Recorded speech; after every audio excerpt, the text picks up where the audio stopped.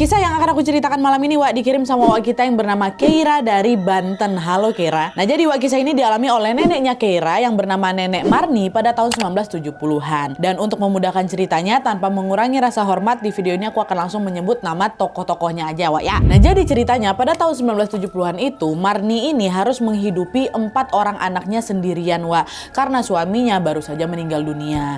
Nah keempat anak Marni ini masing-masing bernama Siti anak pertama, kedua Sari anak kedua, ketiga Yuni anak ketiganya, terus yang keempat ada Asep anak bungsunya. Nah setelah suaminya ini meninggal Wak, untuk menghidupi keempat anaknya Marni ini terpaksa bekerja sebagai kuli penumbuk padi di tempat penumbukan padi atau dikenal dengan sebutan lesung.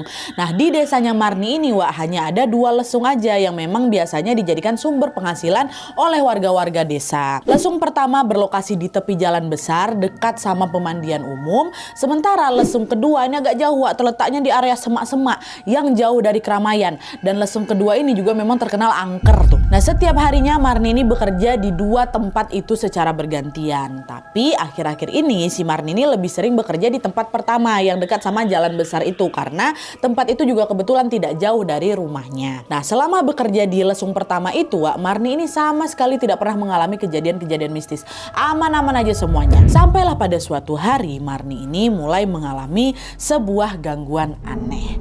Jadi ceritanya hari itu pekerjaan si Marni ini jauh lebih banyak dari biasanya Wak. Dan sampai waktu sudah maghrib tiba Wak, Marni ini masih berusaha menyelesaikan pekerjaannya, belum selesai juga pekerjaannya itu. Nah di sisi lain karena mama yang nggak balik-balik, Asep anak bungsunya ini memutuskan untuk menjemput ibunya, menjemput Marni yang ada di lesung pertama. Setibanya di sana Asep ngajak mamanya pulang kan, Bu ayolah Bu pulang Bu, udah jam segini loh kata gitu. Oh iya nak bentar lagi Bu selesaikan dulu nih, dikit lagi selesai kata Marni. Dah Marni pun lanjut lagi kan bekerja sampai akhirnya tugasnya selesai Wak. Nah setelah selesai Marni pun mengajak si Asep pulang lah ini ke rumahnya, baliklah mereka berdua. Nyampe di rumah Marni ngerasa gerah Wak, keringatan dia akan bekerja seharian ya kan.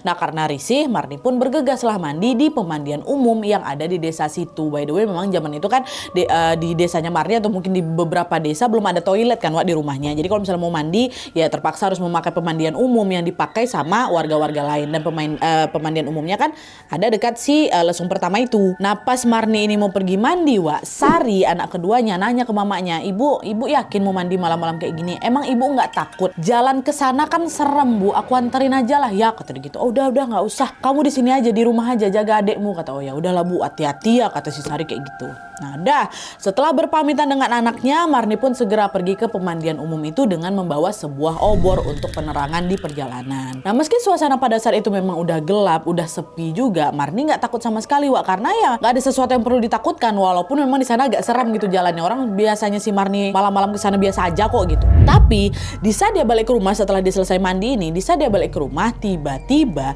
Marni ini ngerasa ada sesuatu yang dingin Wak, dingin kali kayak es hinggap di kakinya. Apa nih? Kok dingin kali kaki aku? Nah meski ngerasa janggal, waktu itu si Marni gak berpikir macam-macam Wak. Dia kembali jalan lah seperti biasa. Tapi di saat dia akan melewati sebuah tanjakan Wak, tiba-tiba Marni dengar ada suara seorang laki-laki ngomong, "Heh siap," kata dia gitu. "Heh kau," gitu, pakai bahasa Sunda yang kasar. "Heh siap," kata gitu kan. Nah setelah mendengar suara itu, refleksi Marni nengok lah kan ke sekelilingnya, siapa yang negur aku nggak sopan kayak gitu. Tapi begitu dia nengok ke sekeliling Wak, ternyata nggak ada siapa-siapa tuh ya kan. Nah karena